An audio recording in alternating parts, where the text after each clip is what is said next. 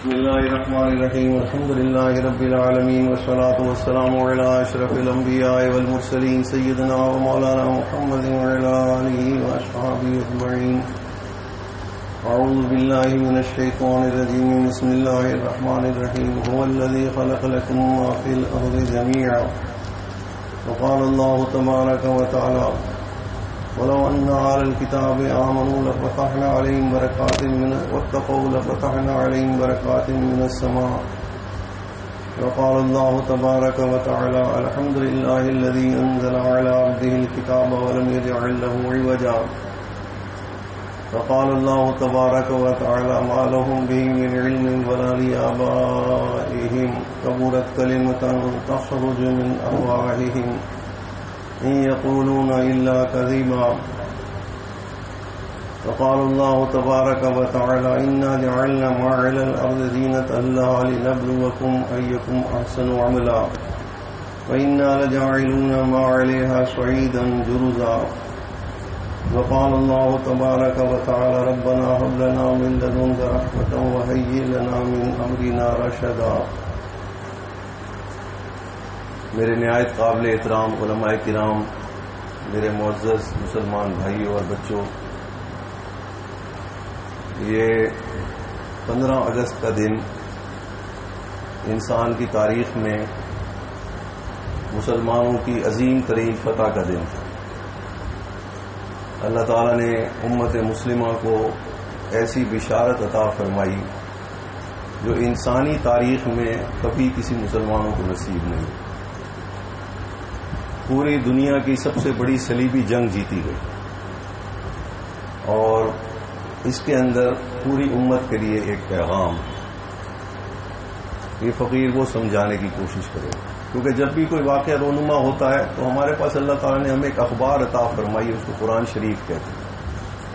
ذالک من انباء الغیب نوحیہ الیک، کہ یہ سب غیب کی خبریں جو اللہ تعالیٰ آپ کو جو وحی کے ذریعے پہنچاتے ہیں. ہر قوم کا حال اس کے اندر موجود ہے، ہر قوم کے اعمال اور اس اعمال کے نتائج بھی اس قرآن مجید کے اندر موجود ہیں. جس دور میں بھی ہوں، انفرادی شخصیت کے اعمال بھی اس کے اندر ہیں، دنیا میں جو کچھ کریں گے ان کے نتائج بھی اس کے اندر داخل ہیں. تو یہ کیسے ہو سکتا ہے کہ اتنی بڑی فتح ہو اور اس کا تذکرہ قرآن شریف کے اندر نہ ہو؟ یہ تو ہمیں تلاش کرنا چاہیے. اور اصل بات جو اس وقت سمجھانے کی ہے کہ ہمیں اس سے کیا سبق حاصل کرنا، یہ بات اس وقت سب سے زیادہ اہم اور فکر انگیز ہے ہر مسلمان کے لیے. کیونکہ یہ فتح جو ہے یہ کسی اسباب کے تحت نہیں ہوئی، یہ آپ سب جانتے، پوری دنیا جانتی ہے. ایسا نہیں ہوا کہ اس سے پہلے بھی صلیبی جنگیں ہوئیں اس امت کے اندر 1400 سال کے اندر، لیکن ان صلیبی جنگوں کے اندر ملت کفریہ ایک طرف تھی اور ملت اسلامیہ ایک طرف تھی. مسلمانوں کے ممالک اکٹھے تھے، اسباب بھی تھے، اسلحہ دونوں طرف تھا. برسوں تک وہ جنگ جاری رہی. بالآخر اللہ تعالیٰ نے مسلمانوں کو فتح نصیب فرمائی.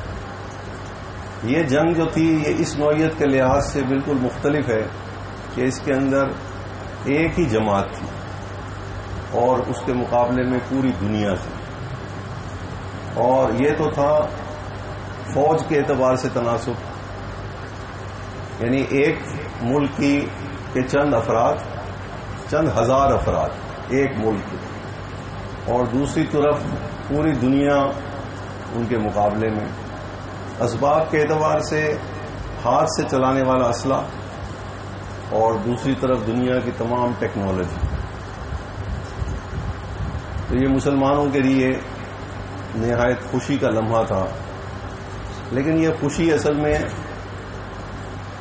جب بھی مسلمانوں کو کوئی فتح ہوتی ہے یا مسلمانوں کو شکست ہوتی ہے، دونوں صورتوں کے اندر اس دور کے مسلمانوں کے لیے اللہ تعالیٰ کی طرف سے ایک پیغام بھی ہوتا ہے. ہمیں اس وقت یہ سوچنا چاہیے کہ ہم اس فتح سے ہمارے لیے اللہ تعالیٰ نے کیا سبق اس میں دیا ہے، اس کو جاننے کی کوشش کرنی چاہیے. دین کی محنت الحمدللہ ہمارے ملک میں، شاید پوری دنیا میں اس سے زیادہ محنت کہیں نہیں ہو رہی. تمام شعبوں میں، تعلیم کے شعبے میں، دعوت کے شعبے میں، ذکر اذکار کے خانقاہوں کے شعبے میں، دین کے تینوں شعبے جو ہیں ان کی سب سے زیادہ بھرپور محنت اس ملک کے اندر ہو رہی ہے. تو اس ملکی میں اس محنت کا آخر کوئی نتیجہ بھی تو تھا. ہر جو گروہ کام کر رہا ہے دین کے لیے تو وہ صرف اس لیے تو کام نہیں کر رہا کہ بس ہم نے یہی کام کرنا ہے. ایک منزل تو ہے ہر ایک کی، ہر گروہ کی، اور وہ منزل ہر مسلمان کی ہے. وہ صرف کسی جماعت کا اس سے تعلق نہیں، بلکہ اللہ تعالیٰ نے ہمارے ایک ذمے کام لگایا تھا کہ یہ دو کام لگائے تھے. ایک تو یہ کہ اب نبوت کا سلسلہ ختم، تو اب ہمارے امتوں کو ذمہ لگایا تھا کہ نبی سے سیکھو، تعلیم اور تربیت، اور غیر مسلموں کو سکھاؤ.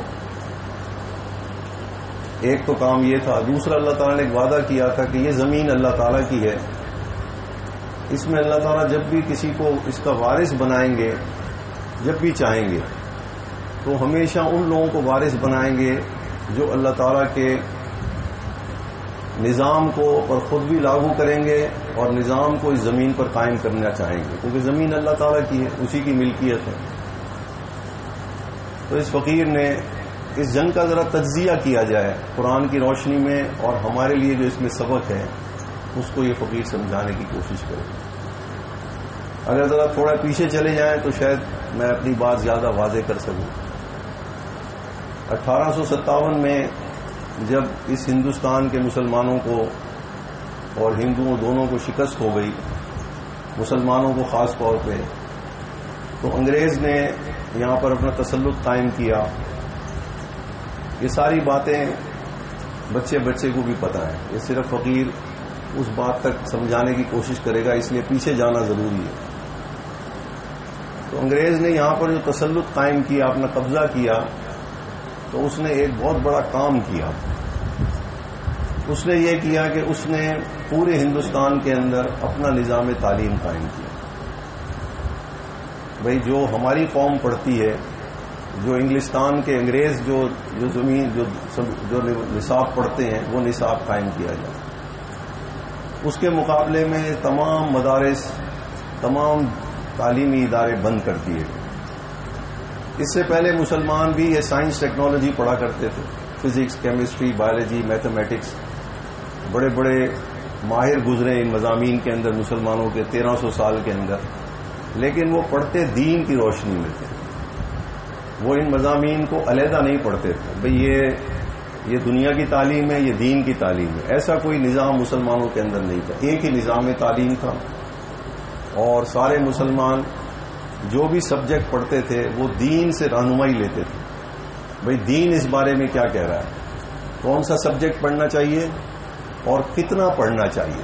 یہ 1300 سال تک مسلمانوں کا سلیبس تھا. لیکن اس غلبے کے بعد، اور انگریز نے اس بات کو فخریہ طور پر اب گزٹ نوٹیفیکیشن کے ذریعے جاری کیا. اب بھی انٹرنیٹ کے اوپر وہ گزٹ پڑا ہوا ہے برٹش لائبریری کے اندر، جو بھی چاہے دیکھ سکتا ہے. انگریز کی حکومت کا سورج کہیں غروب نہیں ہوتا تھا. تو اس نے جب سب جگہوں سے، تمام ممالک سے اپنی حکومتیں نکال لیں اور پھر وہاں کے لوگوں کو حکومت سپرد کی، تو اس نے تمام قوموں سے اپنی اس کی حکومت کا اس نے ایک بہت اچھا بہانہ پیش کیا، تاکہ ایسا نہ ہو کہ آگے چل کے اگلی نسلیں جو ہیں وہ ہمیں گالیاں دیں. تو اس نے کہا کہ ہم نے جن جن ممالک کے اوپر قبضہ کیا تھا، اس وجہ سے قبضہ کیا تھا کہ وہاں کے جو حکمران تھے وہ اپنی قوم کو جاہل رکھنا چاہتے تھے اور تہذیب سے دور رکھنا چاہتے تھے. ہم نے تمام ممالک کے اوپر قبضہ کر کے حکومت کی. در حقیقت ہم ان کی عوام کے خیر خواہ تھے. ہم ان کو تعلیم اور تہذیب سکھانا چاہتے تھے. جب ہم نے دیکھا کہ انہوں نے ہماری تعلیم اور تہذیب سیکھ لی ہے، وہ انسان بن گئے ہیں، تو ہم نے پھر وہاں سے قبضہ چھوڑ دیا. یہ گزٹ آف برٹن کے اندر آج بھی لکھا ہوا ہے، اور اس کو وہ بڑا اس کی تشہیر کر رہے ہیں تاکہ سارے قومیں سمجھیں کہ اس قوم نے ہمارے ساتھ کوئی خیر خواہی کی تھی. یہ نظام تعلیم جب قائم ہوا، یہ سفر شروع ہوا. آج جب یہ سفر پہنچا ہمارے دور میں 2021 کے اندر، اس دوران میں دو شخصیات بڑی اہم ہیں. 1857 سے لے کے 1857 سے لے کے 1947 تک کا جو دور ہے، اس کے اندر دو شخصیات ایسی آئیں جنہوں نے مسلمانوں کو اپنا بھولا ہوا سبق یاد دلانے کی کوشش کی. ایک تو مولانا قاسم نانوتوی رحمۃ اللہ علیہ، کیونکہ یہ مدارس نہیں تھے اس زمانے میں، یہ مدرسہ اسکول ایک ہی ہوتا تھا، میں نے عرض کیا مسلمانوں کا. تو مولانا قاسم نانوتوی رحمۃ اللہ علیہ نے جب دیکھا کہ بھئی اب تو صرف اور صرف ایک ہی سلیبس چل رہا ہے، ایک ہی کریکولم ہے، تو انہوں نے مسلمانوں کے دینی علم کو محفوظ رکھنے کے لیے باقاعدہ ایک مدرسے کی بنیاد رکھی. جبکہ 1300 سال تک یہ دینی مدارس نہیں ہوا کرتے تھے اس طرح سے جیسے آج ہے، جہاں پہ خالص دین کی پڑھائی کرائی جائے. اور وہ سمجھ گئے تھے کہ اگر اب یہ ہم نے یہ کام، کیونکہ مولانا حسین احمد مدنی رحمۃ اللہ علیہ، کیونکہ یہ سب حضرات جو یہاں بیٹھے ہیں اس وقت، یہ الحمدللہ مسلمانوں کی کریم بیٹھی ہوئی ہے. آپ باشعور حضرات ہیں اور آپ انشاءاللہ امید ہے کہ اس فقیر کی بات کو میں آپ کو سمجھا سکوں. انہوں نے مولانا حسین احمد مدنی رحمۃ اللہ علیہ لکھا ہے کہ 1857 سے لے کے دارالعلوم دیوبند کے مدرسے کے قیام تک جو 40-50 سال کا عرصہ ہے، اس وقت مسلمانوں کی یہ حالت ہو گئی تھی کہ پورے ہندوستان کے اندر، شہر کے اندر جمعے کا خطبہ پڑھنے کے لیے کوئی عربی عالم نہیں تھا. عربی کے اندر مسلمانوں کو جمعے کا خطبہ پڑھانے کے لیے کوئی مسلمانی موجود نہیں تھا. دینی تعلیم سے لوگ اتنا دور ہو گئے، کیونکہ تعلیم تھی جو نہیں، وہ انگریزی اسکول ہی تھے بس. تو انہوں نے یہ دیکھا کہ بھئی آگے چل کے کیا حال ہوگا. یہ تو بھی 50 سالوں کے اندر یہ حال ہوا ہے کہ جمعہ تو مسلمانوں کی ایک بڑی ضروری عبادت ہے، اور اس میں عربی کا خطبہ پڑھنے والا پورے ہندوستان میں کوئی مسلمان نہ ہو، شہروں کے اندر، تو یہ تو بڑا نقصان ہو جائے گا آگے چل کے. تو انہوں نے پھر باقاعدہ مدرسے کی بنیاد رکھی، دینی مدرسے خالص. جب یہ مسلمانوں کی جو کریم تھی، کیونکہ اب نظام تعلیم تو ایک ہی تھا، تو سارے مسلمانوں کے امیر جتنے لوگ تھے، باصلاحیت لوگ، وہ سب کے سب اب اسی مدرسے میں پڑھتے تھے جو حکومت کا بنایا ہوا تھا. تو اس کا نتیجہ یہ ہوا کہ مسلمان اعمال سے بھی دور ہونے لگے. تو اللہ تعالیٰ نے مولانا الیاس رحمۃ اللہ علیہ کو کھڑا کیا، کیونکہ انہوں نے دیکھا کہ پہلے تو امامت کرنے والے آدمی اب کم ہوتے چلے جا رہے ہیں، اور اب نتیجہ اس کا یہ نکلا ہے کہ اب مسلمان اعمال سے ہی دور ہوتے چلے جا رہے ہیں، نمازیں بھی نہیں پڑھ رہے، باقی کام بھی نہیں کر رہے.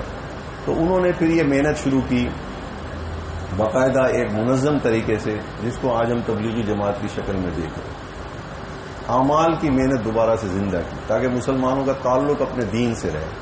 مولانا قاسم نانوتوی رحمۃ اللہ علیہ نے تو علم کا تعلق قائم کر دیا امت کا، کہ دین کی تعلیم مسلمانوں کے اندر پھر سے زندہ ہو، اور مولانا الیاس رحمۃ اللہ علیہ نے اعمال کو زندہ کیا مسلمانوں کے اندر، تاکہ اب دین گھر گھر زندہ ہو جائے. یہ دو اہم شخصیات تھیں جنہوں نے اس تعلیمی نظام کے فتنے کو پہچانا. اور یہ بات میں نہیں کہہ رہا، آپ سب حضرات کو میں دعوت دیتا ہوں کہ ہمارے وزیر اعظم صاحب کی ایک 15 منٹ کی تقریر سن لیں آپ لوگ. ابھی انہوں نے تقریر کی ہے اگست کے مہینے میں، جب انہوں نے یکساں نظام تعلیم ایک سلیبس پورے پاکستان کے لیے لانچ کیا ہے. تو انہوں نے 4 باتیں کی ہیں، وہی باتیں میں بھی آپ کو بتانا چاہ رہا ہوں. انہوں نے کہا کہ انگریزی تعلیم نے ہماری قوم کو 2 طبقوں میں تقسیم کر دیا، پاکستانی قوم کو. یہ وزیر اعظم صاحب کے الفاظ ہیں، 2 کلاس بنا دی، ایک اپر کلاس ایک لوور کلاس. یہ انگریزی تعلیم نے کیا. حالانکہ پوری دنیا کی ساری قومیں سب جگہ تعلیم پڑھائی جاتی ہے، لیکن وہ قومیں تقسیم نہیں ہے، اسٹیٹس کلاسیفیکیشن نہیں ہے ان میں. ایسا نہیں ہے کہ ایک طبقہ جو ہے وہ زیادہ پڑھا لکھا. دوسرا انہوں نے کہا کہ انگریز کی تعلیم پڑھ کے ہمارے بچے جو ہیں وہ اب ذہنی طور پر انگریز کے غلام بن گئے. یہ وزیر اعظم صاحب کے الفاظ ہیں. تیسرا انہوں نے کہا کہ انگریزی تعلیم پڑھ کے بھئی تعلیم حاصل کرنا تو ٹھیک تھا، اور غلام کی تعریف بھی کی ہے وزیر اعظم صاحب نے. انہوں نے کہا کہ غلام اس طرح سے بن گئے ہیں کہ جس کو وہ لوگ صحیح کہتے ہیں ہم بھی بغیر سوچے سمجھے کہتے ہیں آپ صحیح کہہ رہے ہیں، جس کو وہ کہتے ہیں غلط ہے ہم اس کو بھی کہتے ہیں غلط ہے. تو یہ تو غلام کی سوچ ہوتی ہے، یہ آزاد آدمی کی سوچ تھوڑی ہوتی ہے. بھئی ساری قومیں اپنی قوم کو تعلیم دے رہی ہیں. یہ پاکستان کے ساتھ عجیب حال ہوا ہے کہ ان کے صحیح کو ہم صحیح کہیں، ان کے غلط کو ہم غلط کہیں. تیسری بات انہوں نے کہی کہ اس انگریز کے تعلیم حاصل کرنے کے بعد ہماری قوم جو تھی اس نے ان کی تہذیب بھی اختیار کر لی. بھئی تعلیم کا حد تک تو ٹھیک تھا، یہ تہذیب انہوں نے اپنی تہذیب چھوڑ کے اس کی تہذیب اختیار کر لی. اور تو یہ باتیں ہمارے وزیر اعظم صاحب نے اس جو نیا سلیبس لانچ کیا ہے، انہوں نے 15 منٹ کی ایک تقریر کی ہے منسٹرز کے سامنے. تو یہ جو 2 تعلیمات تھیں، اس کو اب ہم اپنے دور میں 2 تعلیم کے حوالے سے جانتے ہیں، دینی تعلیم اور دنیاوی تعلیم. یہ دونوں تعلیمیں ہمارے معاشرے میں اس وقت پاکستان کے اندر اور پوری امت مسلمہ کے اندر الگ الگ ہیں. یہ جو افغانستان کی جنگ ہے، یہ اصل میں ایک فیصل، ایک فرقان ہے امت مسلمہ کی. اللہ تعالیٰ نے، فقیر نے جو آیات پڑھی، ایک تو اللہ تعالیٰ نے فرمایا هو الذی خلق لکم ما فی الارض جمیعا، وہ ذات وہ ہے جس نے تم کو زمین پر اتارا اور ہر چیز زمین پر تمہاری خدمت کے لیے رکھ دی. مٹی، آگ، پانی، ہوا، درخت، ہر چیز تمہاری خدمت کے لیے اللہ تعالیٰ نے پہلے سے اسٹیج سجا دیا. جب تک تم زمین پر رہو گے یہ چیزیں تمہاری خدمت کریں گی. دوسرا اللہ نے فرمایا ایک اصول بنا دیا، ایک ٹیکنالوجی سمجھا دی. یہ میں وہ جدید نوجوان بچوں کے لیے ٹیکنالوجی کا لفظ استعمال کر رہا ہوں، اور ٹیکنالوجی کا مطلب بھی میں سمجھا دیتا ہوں کس کو کہتے ہیں. ایک ٹیکنالوجی بتائی کہ وَلَوْ أَنَّ أَهْلَ الْقُرَىٰ آمَنُوا وَاتَّقَوْا لَفَتَحْنَا عَلَيْهِمْ بَرَكَاتٍ مِّنَ السَّمَاءِ وَالْأَرْضِ. اگر بستی والے، اور بھی جگہوں پہ یہ مضمون ہے، اگر بستی میں رہنے والے لوگ اللہ تعالیٰ کی باتوں کو سچا سمجھتے اور اس کی نافرمانی سے بچتے، تقوی اختیار کرتے، تو یہ جو چیزیں اللہ نے زمین کے اندر رکھی ہیں سب کے لیے، یہ سب اپنے اپنے خزانے کھول کے پیش کر دیتی. آؤ بھئی ہمیں استعمال کرو. زمین کی چیزیں ساری ہمارے لیے پیدا کی، لیکن ایک قانون بتا دیا کہ یہ تمہاری خدمت کب کریں گی؟ جب تم اللہ تعالیٰ کی خدمت کرو، اس کی باتوں کو سچا سمجھو گے، اور صرف سچا سمجھو گے نہیں بلکہ سچا سمجھنے کے بعد اس کے مطابق عمل کرو گے، اس کو تقویٰ کہتے ہیں، اور اس کی نافرمانی سے بچو گے خاص طور پر. تو یہ سارے خزانے جو ہیں یہ حقیقت میں سارے کے سارے تمہیں سپورٹ کریں گے. اب یہ جو جنگ ہوئی ہے، پہلے اس کا تجزیہ کر لیں. اس جنگ کے پیچھے ایک پس منظر ہے جو قرآن شریف میں سورہ کہف کے اندر بیان کیا گیا. یہ دنیاوی اور دینی تعلیم کا فتنہ اللہ تعالیٰ نے اس لیے اس سورت کو پڑھنے کا حکم دیا گیا، کیونکہ دجال جو ہے، دجل کہتے ہیں دھوکے کو، اور دجل اتنا بڑا دھوکہ ہوتا ہے، اتنا بڑا دھوکہ ہوتا ہے کہ وہ عام آدمی کو تو سمجھ میں ہی نہیں آتا. جبکہ عام دھوکہ جو دکاندار کرتے ہیں، ناپ تول میں کمی، یہ تو انسان کو 2-3 دن کے بعد پتہ لگ جاتا ہے کہ بھئی میں نے اس سے 1 کلو چیز کہی تھی، اس نے کم تول دی. میں نے اس سے اس نے کہا تھا فلاں کوالٹی کی ہے تو یہ تو نہیں نکلی. یہ دھوکہ، اس کو دھوکہ کہتے ہیں غرر عربی میں. لیکن دجل کہتے ہیں ایسے دھوکے کو جو عام آدمی کو تو سمجھ ہی نہ آ سکے، اور اگر سمجھ آئے بھی صحیح تو ہو سکتا ہے کہ وہ اس میں ملوث ہو چکا ہو. تو یہ جو دجال ہے، اس کو دجال اس لیے کہتے ہیں کہ ایک 2 دھوکے یہ پوری انسانیت کو 2 قسم کے دھوکوں میں مبتلا کر دے، اور انسانیت اس کو سمجھ ہی نہیں سکے گی. تو اللہ تعالیٰ نے فرمایا کہ اس کے دھوکے سے بچنے کے لیے جمعے کی رات کو سورہ کہف کو پڑھا کرو، یا کم از کم اس کا پہلا رکوع اور آخری رکوع صبح شام پڑھ لیا. اس کے اندر یہ دجل کا ذکر ہے اصل میں، پہلے رکوع میں خاص طور پر. وہ دھوکہ کس قسم کا ہوگا؟ تو اللہ تعالیٰ نے فرمایا کہ دھوکہ یہ ہوگا کہ جو عیسائی قوم ہے، عیسائی قوم کے علم کا غلبہ ہوگا. اس وقت ہے کہ نہیں بھائی دنیاوی تعلیم کس قوم کی ہے؟ سلیبس کس قوم کا پڑھایا جا رہا ہے پوری دنیا میں؟ ایک ہی قوم ہے نا جس کو فرنگی ہم کہتے ہیں. عیسائی قوم پوری دنیا میں، پاکستان میں سارا جو سلیبس ہے، اے لیول ہو، او لیول ہو، ہمارا میٹرک سسٹم ہو، انٹرمیڈیٹ سسٹم ہو، وہ سارے کا سارا سلیبس کہاں سے آیا؟ کس قوم کا ہے وہ؟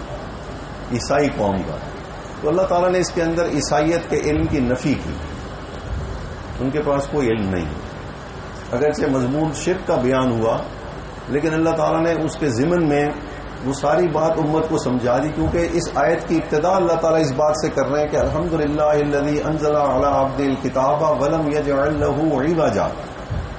پہلے اپنے علم کی اللہ تعالیٰ نے برتری روب اس کا سمجھایا. میں نے جو یہ دین کا علم انسان کو زندگی گزارنے کا جو علم اتارا ہے اپنے زمین کے اوپر، اپنے بندے محمد صلی اللہ علیہ وسلم کو جو میں نے تعلیم دے کے بھیجی ہے، دینی تعلیم جس کو میں سمجھانے کے لیے کہوں گا، اس تعلیم کے اندر کوئی کمی ہو تو بتاؤ کیا کمی ہے اس تعلیم میں. یعنی گویا اللہ تعالیٰ نے پہلے دینی تعلیم کی برتری بتائی ہے کہ کسی زمانے میں انسانیت کو کسی بھی چیز کی ضرورت ہو اور وہ اس دین میں نہ ہو، دینی تعلیم کے اندر نہ ہو، بتاؤ. پھر اللہ تعالیٰ نے نفی کی کہ دجل جو ہے، اب دنیاوی تعلیم کی بنیاد کس پر ہے؟ عقل پر، ریسرچ پر.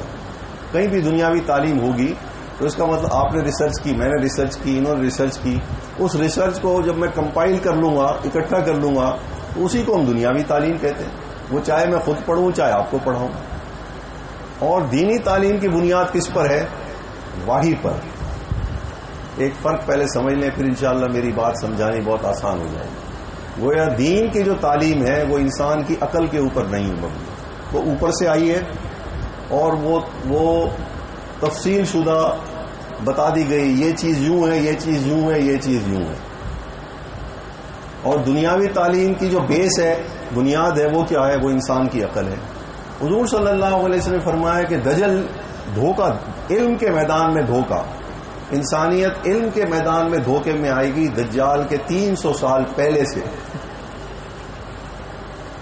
اور یہ دھوکہ شروع ہوا جس کو فرنگی نے ہمارے ذہن میں بٹھانے کے لیے اکبر دی گریٹ کہا. یہ فتنہ اس نے شروع کیا سب سے پہلے اس امت کے اندر کہ بھئی یہ دینی تعلیم کو 1000 سال گزر چکے ہیں اور اب یہ پرانی ہو گئی ہے. اب تو حالات بدل گئے ہیں. اب وہ حالات تھوڑی ہیں جو حضور صلی اللہ علیہ وسلم کے دور میں، صحابہ کے دور میں تھے. دنیا کہاں سے کہاں پہنچ گئی، ترقی ہو گئی ہے. اب ہمیں دینی تعلیم کی ضرورت ہے. کتنی؟ نماز، روزہ، حج، زکوٰۃ، نکاح، طلاق، وراثت، بس کافی ہے. اب حلال کون سی چیز انسانیت کے لیے جائز ہے، کھانے پینے میں، رہن سہن کیسے، لائف سٹائل کیسا ہو، اب وہ اس سے ہمیں نبی سے گائیڈنس لینے کی ضرورت نہیں. اس میں اب انسان کی عقل جو ہے وہ اس سے فیصلہ کرنا ہے اب کون سی چیز ہمارے لیے ضروری اور فائدہ مند ہے. گویا دجال کا جو سفر شروع ہوا 300 سال پہلے حضور صلی اللہ علیہ وسلم نے فرمایا تھا کہ اس کا دجل جو ہے انسانیت کے اندر کام کرنا شروع کر دے گا. 2 چیزوں میں وہ دھوکہ دے گا انسانیت کو.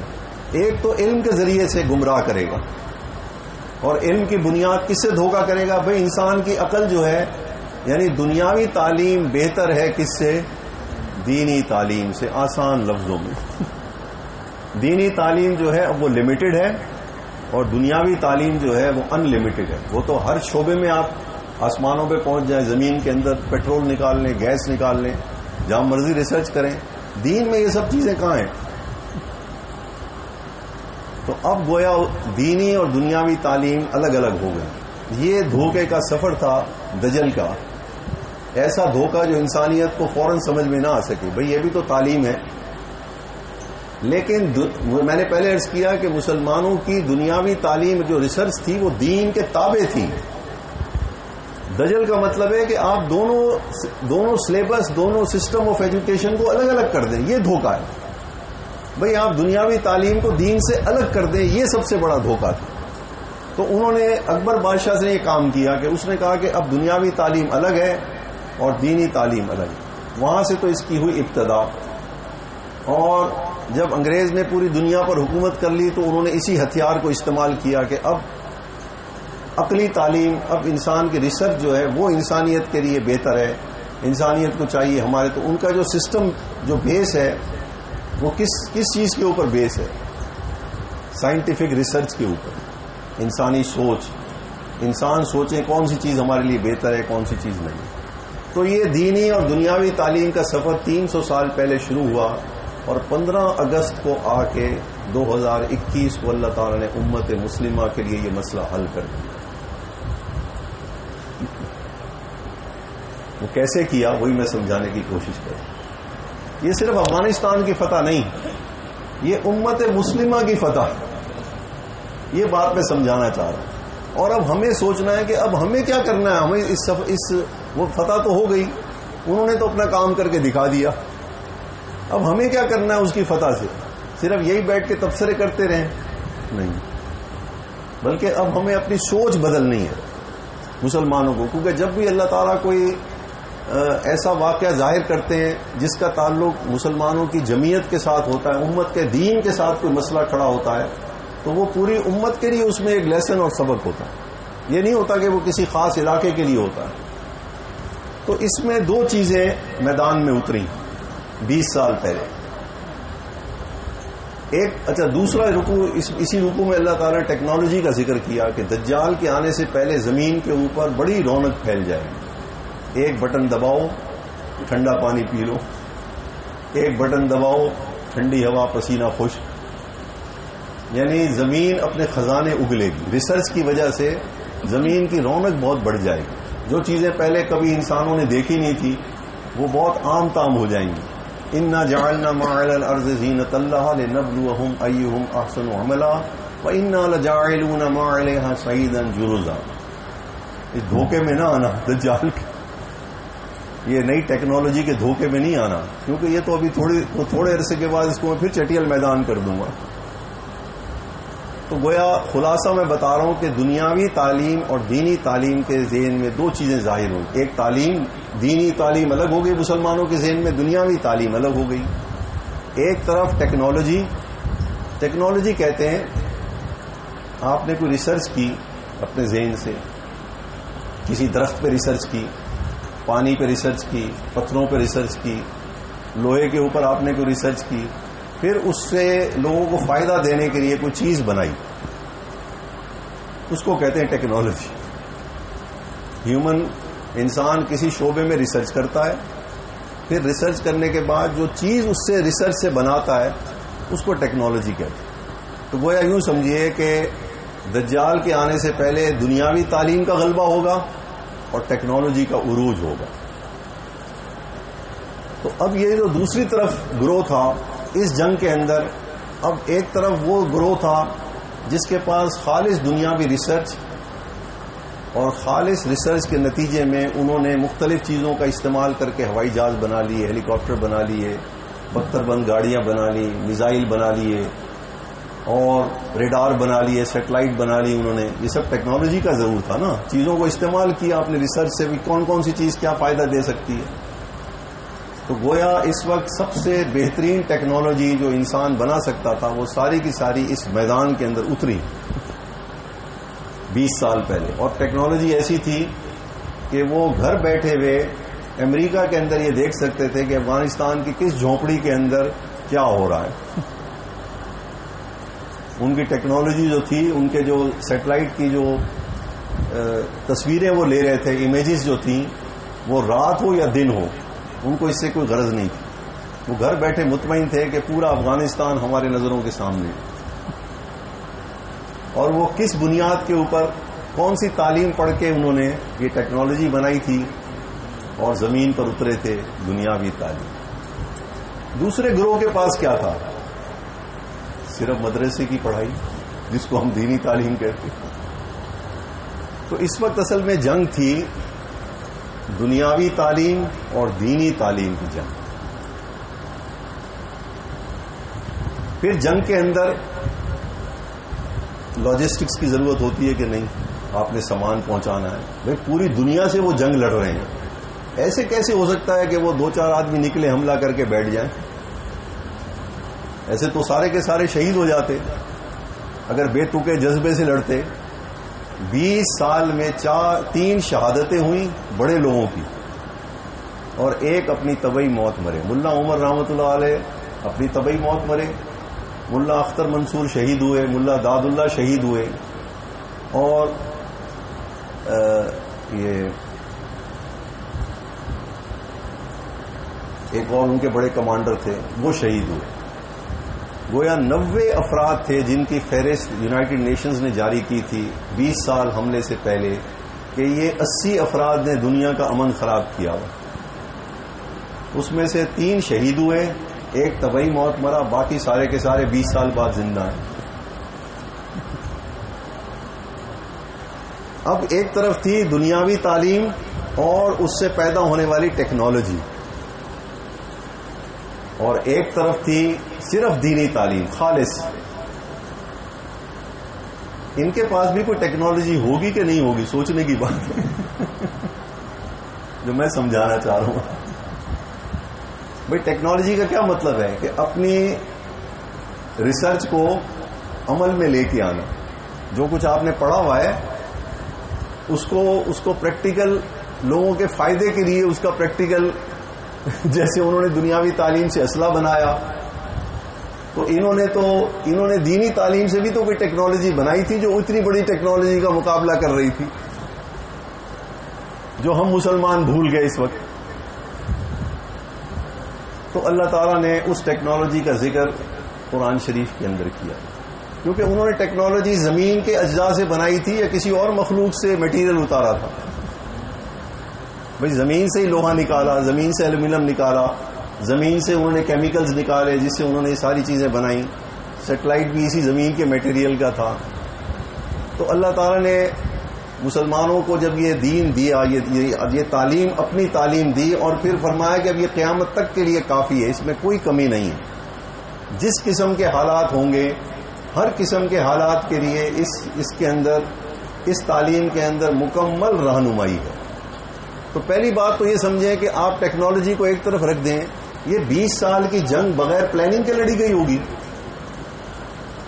بھئی ایک طرف پوری دنیا کے ممالک ہوں، اور یہ کیسے ہو سکتا ہے کہ یہ صرف جذبے کی وجہ سے لڑتے رہ گئے ہوں؟ ان کو کپڑوں کی بھی ضرورت پڑی ہوگی، ان کو چھپنے کی ضرورت بھی پڑی ہوگی، ان کو اسلحے کی ضرورت بھی پڑی ہوگی، ان کو پلاننگ کی ضرورت بھی پڑی ہوگی، کہاں پہ افراد رکھنے، کہاں پہ نہیں رکھ رہے، دشمن کی نقل و حرکت کی ضرورت پڑی ہوگی کہ نہیں ہوگی، کہاں کہاں ان کی فوجیں چل رہی ہیں۔ تو یہ ان کے پاس طاقت کہاں سے تھی؟ ان کے پاس تو کوئی سیٹلائٹ نہیں تھا، یہ کیسے نقل و حرکت دیکھ رہے تھے ان کی؟ اور ان کی نقل و حرکت وہ نہیں دیکھ رہے تھے، یہ کیسے ہو سکتا تھا؟ کیونکہ ایسا ہوا اس جنگ کے اندر کہ بہت ساری جگہوں کے اوپر مجاہدین کی فوج موجود ہے، اس نے حملہ کر دیا اور کسی سیٹلائٹ کو نظر ہی نہیں آئی وہ فوج۔ معلوم ہوا ان کے پاس بھی کوئی ٹیکنالوجی تھی کہ نہیں تھی۔ اس کا تذکرہ قرآن شریف کی ان 2 آیات میں اس فقیر نے ریفرنس کے طور پر کیا۔ ایک تو اللہ نے ہمیں فرمایا کہ هو الذی خلق لکم ما فی الارض جمیعا، تمہارے لیے اتنی تردد پریشانی کی کوئی ضرورت نہیں، سب چیزیں تمہاری خدمت کے لیے ہیں، لیکن ایک اصول بتا دیا، بولو ان آل القرى آمنوا واتقوا، اللہ کی باتوں کو صحیح سمجھو اور صحیح سمجھتے ہوئے پھر اس کے مطابق من عمل کرو، تو کیا ہوگا؟ پھر یہ ساری زمین کی چیزیں خود تمہارے لیے خدمت کے لیے پیش ہو جائیں گی۔ کیونکہ اس جنگ میں ہوا، ایک صاحب ان کے عالم آئے، ملاقات ہوئی ان سے کراچی میں، تو ان سے کسی ہمارے ساتھی نے سوال کیا وہ مسجد میں کہ بھئی ان کے تو سیٹلائٹ ہے، 24 گھنٹے وہ دیکھ رہے ہیں آپ کو، آپ کیسے بچتے ہیں ان سے؟ انہوں نے کہا آپ عجیب بات کرتے ہیں، ہمارے پاس ٹیکنالوجی نہیں ہے بچنے کی۔ تو وہ پریشان ہو گیا، اس نے کہا ان کے پاس کیا ٹیکنالوجی ہے؟ انہوں نے کہا یہ آیت الکرسی کس لیے اتاری اللہ تعالیٰ نے، اس کے کیا فضائل بیان کیے ہیں، ہمیں تو یقین ہے اس کے الفاظ کے کہ یہ کب کب پڑھی جاتی ہے ٹیکنالوجی، یہ ٹیکنالوجی کب یوز کرنی ہے آیت الکرسی کی۔ ہم انہی کے سیٹلائٹ کے نیچے تو حملے کرتے ہیں ان کے اوپر، ان کے سیٹلائٹ کو تو نظر نہیں آتے ہمارے لوگ لشکر۔ آمنو واتقوا، اللہ کی باتوں کو سچا مانو اور پھر اس کے مطابق عمل کرو۔ حضرت عمر رضی اللہ تعالیٰ عنہ نے ایران کے اوپر حملہ کرنے کا ارادہ فرمایا، مشورہ ہو گیا، باتیں طے ہو گئیں، تو ان کے بعد انہوں نے 7 دن کے لیے مدینہ منورہ سے غائب ہو گئے۔ سارے صحابہ پریشان، پتہ نہیں کسی نے شہید نہ کر دیا ہو۔ تو جب 7ویں دن واپس آئے تو صحابہ نے گھیر لیا، بھئی آپ کہاں تھے، خیریت؟ انہوں نے فرمایا بالکل خیریت تھی، جب ہم نے طے کر لیا مشورہ کہ بھئی ہم ایران کی طرف لشکر میں روانہ کر رہا ہوں، تو پھر میں ایران کی سرحد کی طرف پیدل چل پڑا. میں نے رستے میں ریگستان آیا، میں کھڑا ہو گیا، میں نے ریگستان سے خطاب کیا، میں ایک لشکر بھیج رہا ہوں، کیا مدد کرو گے میرے لشکر کی؟ تو ریگستان نے مجھے جواب دیا، ہم اس کے لیے نرم ہو جائیں گے، ان کو دھسنے نہیں دیں گے ان تمہارے گھوڑوں کو. اب ریت میں دھسنے سے بچنے کے لیے سائنٹیفک ٹیکنالوجی کے لیے کتنا روپیہ اور کتنا سرمایہ چاہیے. سائنٹیفک میتھڈ اگر اپلائی کریں، وہ میکینیکل چیزیں بنائیں جو ریت کے اوپر فوج کو لے کے جائیں گی. پھر فرمایا میں پہاڑوں کی طرف چلا گیا. میں نے پہاڑوں سے جا کر کے کہا میں ایک لشکر بھیج رہا ہوں، کیا مدد کرو گے بھائی تم میرے؟ میں نے کہا ہم رستے ہموار کر دیں گے، ہم اپنی اونچائیاں ختم کر دیں گے. پھر میں پانیوں کی طرف گیا. تاریخ پڑھ لیجئے خلافت راشدہ کی. پانیوں کی طرف گیا، میں نے کہا تم میرے لشکر کی کیا مدد کرو گے؟ انہوں نے کہا کہ جو خدمت ہم سے ہو سکے گی، ہماری طرف سے آپ کے لشکر کو ہر آرام ملے گا، کوئی تنگی نہیں ہوگی. فرمایا جب میں نے پوری تسلی کر لی پھر میں واپس آیا. ہمارے پاس ٹیکنالوجی کیا ہے؟ علم کو، دین کے علم کو اپلائی کرنا ہے. ٹیکنالوجی اسی چیز کا نام ہے. جو چیز آپ نے ریسرچ کر لی ہے، سائنٹیفک ریسرچ کی اپلیکیشن کا نام ہے ٹیکنالوجی. سائنٹیفک ریسرچ، جو ریسرچ صحیح ہو اس کو جب آپ اپلائی کریں گے تو ہمارا علم صحیح ہے کہ نہیں ہے، اس کی اپلیکیشن بھی قرآن نے بتا دی، کہاں کہاں اپلائی کرنا ہے، اور ریزلٹ بھی بتا دیا کیا آئے گا. تو ہمارے پاس معلوم ہوا کہ دنیا دینی تعلیم کے اندر سائنٹیفک میتھڈ بھی ہے اور ٹیکنالوجی بھی ہے کہ نہیں، ٹیکنیکس بھی ہیں کہ نہیں، اپلائی کیسے کرنا ہے. ہم اتنے دور چلے گئے اللہ تعالیٰ سے اور اپنے دین سے. اس وقت جو اس فتح کے اندر جو اصل بات سمجھنے کی ہے کہ اس وقت دینی تعلیم نے شکست دی ہے دنیاوی ریسرچ اور دنیاوی تعلیم کو. یہ بات سمجھنے کی. اللہ تعالیٰ نے اپنے علم کی بڑھتری ظاہر کی کہ میرے علم کے اندر کوئی کجی نہیں تھی، کیونکہ دعویٰ کیا اللہ تعالیٰ کسی موقع پہ کسی وقت میں کوئی کمی بتاؤ میرے علم میں جو میں نے نبی کے ذریعے دی ہو. آپ نے یہ تبلیغی جماعت والے صحابہ کرام کی واقعہ نہیں پیش کرتے ہوتے، وہ جو قلعہ فتح نہیں ہو رہا تھا، مہینے سے زیادہ ہو گیا، تو وہاں کون سی ٹیکنالوجی لڑائی صحابہ؟ خلافت راشدہ حضرت عمر رضی اللہ تعالیٰ کو خط لکھا تو انہوں نے کیا، انہوں نے کوئی تدبیر تو نہیں بتائی جنگی، کیونکہ انہوں نے کہا یہ تو میدان میں یہ بہتر جانتے صورت حال کیا ہے. انہوں نے کہا یہ دیکھو حضور صلی اللہ علیہ وسلم کے طریقوں میں سے کوئی طریقہ تو نہیں چھوڑ دیا تم نے. آمنو واتقوا، ٹیکنالوجی زمین کی وسائل کو استعمال کرنے کا ٹیکنیک بتائی اللہ تعالیٰ، کیسے درختوں کو استعمال کرنا ہے، فائدہ تمہیں کب دیں گے درخت. مشکات شریف کی حدیث آتی ہے جب حضرت امام مہدی علیہ رضوان کا زمانہ آئے گا اور حضرت عیسیٰ علیہ السلام کے زمانے میں پوری دنیا پر اسلام غالب ہوگا، ایک بھی کافر نہیں ہوگا، تو اس وقت زمین کی برکات ظاہر ہوں گی. ایک درخت کے نیچے پورے کا پورا قبیلہ بیٹھ جائے گا اور اس کا سایہ پھر بھی پھیلا ہوا ہوگا. ایک انار نچوڑا جائے گا، پورا قبیلہ اس کا جوس پی لے گا، پھر بھی بچ جائے گا. یہ ہمارے پاس علم ہے یہ، لیکن ہم مسلمان دھوکے میں آ گئے کہ نہیں آئے؟ دجل میں مبتلا ہو گئی پوری امت کے نہیں؟ کس دجل میں؟ بھائی دنیاوی تعلیم، آج کے دور میں دنیاوی تعلیم چلے گی اور دینی تعلیم آپشنل ہے، اختیاری ہے. کچھ کسی کا جی چاہے تو پڑھے، کسی کا جی چاہے نہ پڑھے.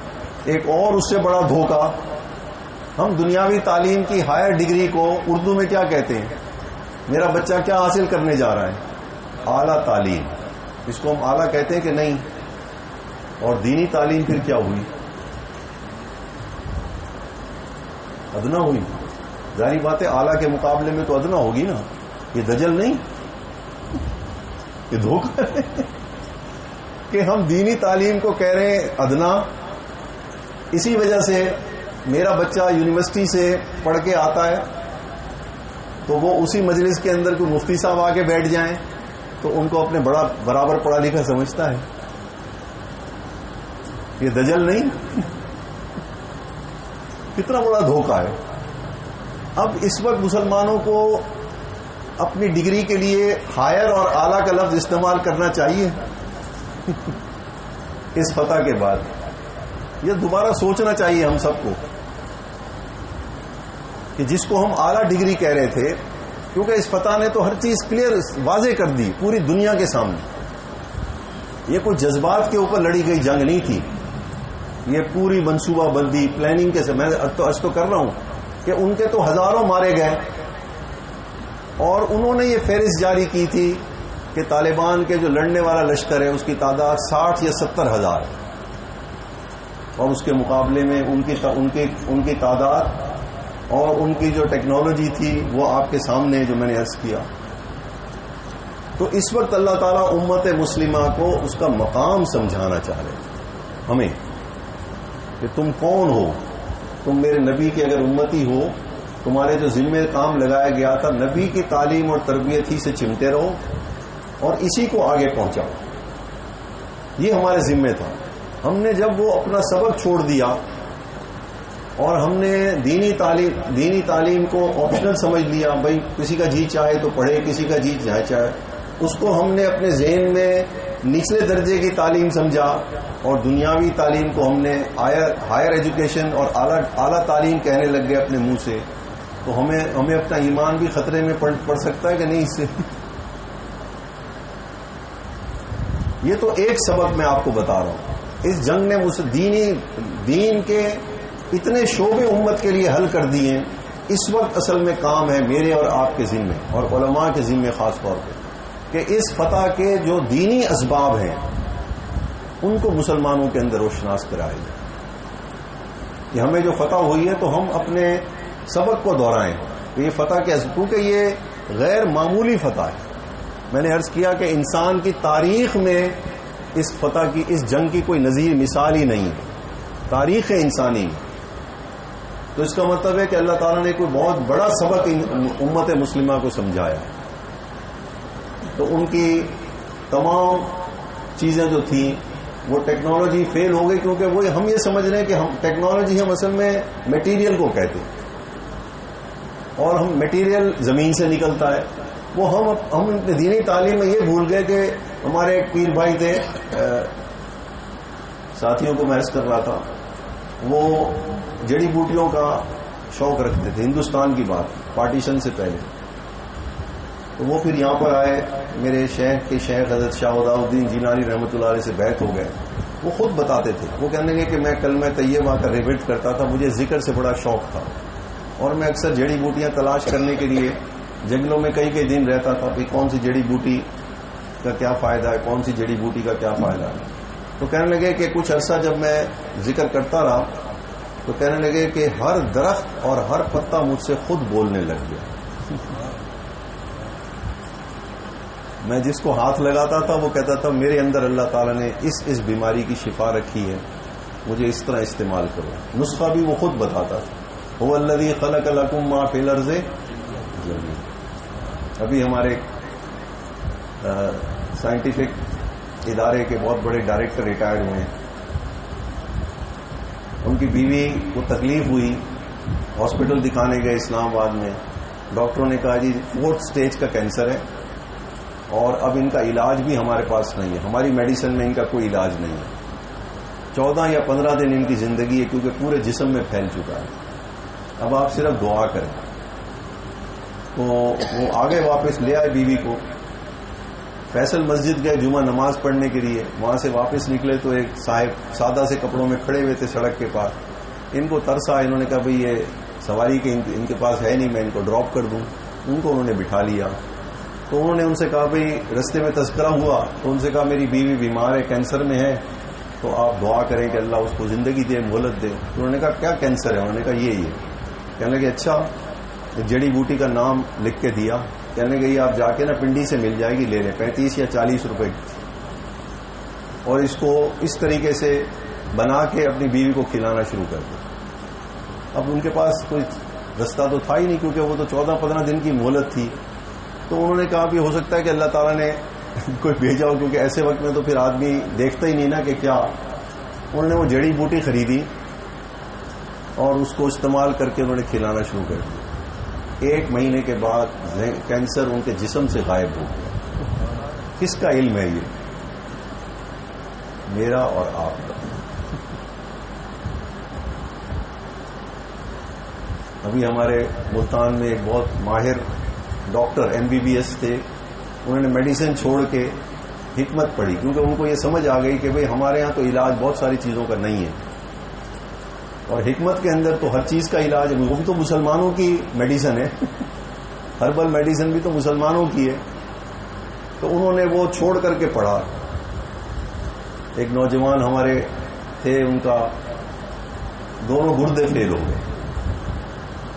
وہ ان کے پاس لے کے گئے. انہوں نے کہا کہ آپ اس کو کچھ بھی نہ کریں، 3 دن تک ابلے ہوئے انڈے کھلائیں.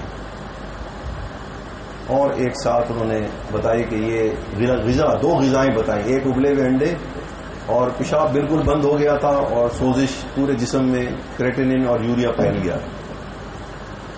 انہوں نے کہا پریشان نہ ہو، 3 دن تک ابلے ہوئے انڈے کھلائیں اور ساتھ یہ کاوا دیا کہ یہ کاوا پلائیں. تیسرے دن ان کا پیشاب کھل کے آنے لگ گیا. انہوں نے کہا انڈے بند کر دیں، اب دیسی آم کہیں سے تلاش کریں. 15 دن تک ان کو بس صرف دیسی آم کھلانے اور کچھ نہیں کھلانا. وہ نوجوان آج بھی چلتا پھرتا ہے، اس کو پتہ ہی نہیں کہ کب گردوں میں کچھ ہوا تھا. یہ علم کس کا ہے بھائی؟ وَلَمْ يَجْعَلْ لَهُ عِوَجًا. تو میرے نبی کے علم میں کوئی کمی تو لے کے آؤ. حضور صلی اللہ علیہ وسلم فرما رہے ہیں کہ اللہ تعالیٰ نے ہر بیماری سے پہلے اس کا علاج زمین پر اتارا اور انسانوں کو سمجھا دیا، اور ایک بیماری کے لیے 99 طریقے علاج اللہ نے زمین پر اتارے. ایک بیماری کے لیے ادھر سے شفا نہیں ہوگی تو اس سے ہوگی، اس سے نہیں ہوگی تو اس سے ہوگی. یعنی طریقے علاج مختلف ہیں. یہ خبر ہمیں کہاں سے ملی؟ دینی تعلیم سے. اس وقت جو بات سمجھنے کی ہے، جو سبق ہے، کہ اب ہم کم از کم اپنے ذہن میں دینی اور دنیاوی تعلیم کا فرق تو کم از کم اس کو سمیٹنے کی کوشش کریں. یہ تو پہلا سبق ہے جو اللہ نے امت کو سمجھایا، کہ اس وقت اللہ نے اپنے دینی تعلیم کی فتح دی ہے دنیاوی تعلیم یافتہ لوگوں کے اوپر اور ان کی ٹیکنالوجی کے اوپر.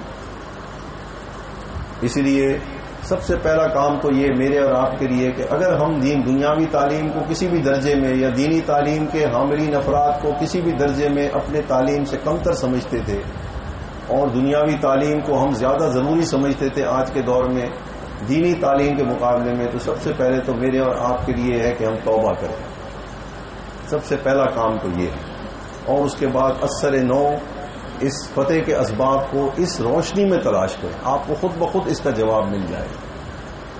بس یہ بالکل ایک ڈویژن لائن اللہ تعالی نے ڈال دی کہ ایک طرف خالص دینی تعلیم صرف مدرسے کے پڑھے ہوئے لوگ، اور ایک طرف خالص دنیاوی تعلیم کی خالص.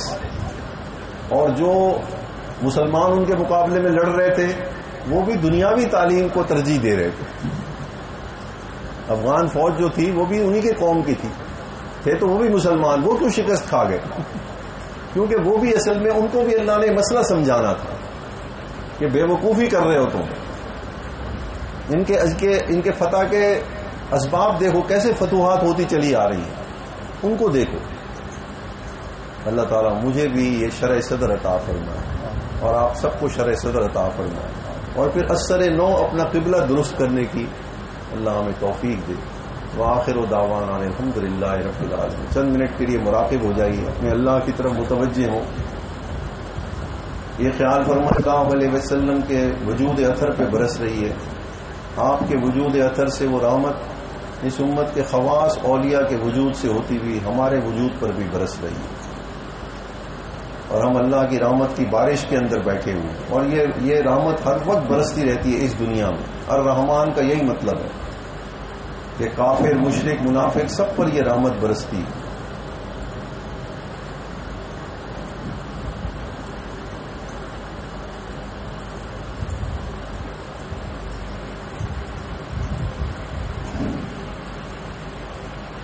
یہی سوچتے رہیں کہ اللہ کی کوئی بھی کمی یا شک ہے اللہ تعالیٰ وہ دھو دیں اپنی رحمت سے، اور مجھے دین کے علم کی اور اس پر عمل کرنے کی جو حقیقی برکات اور نور ہے اللہ تعالیٰ وہ مجھے عطا فرمائے.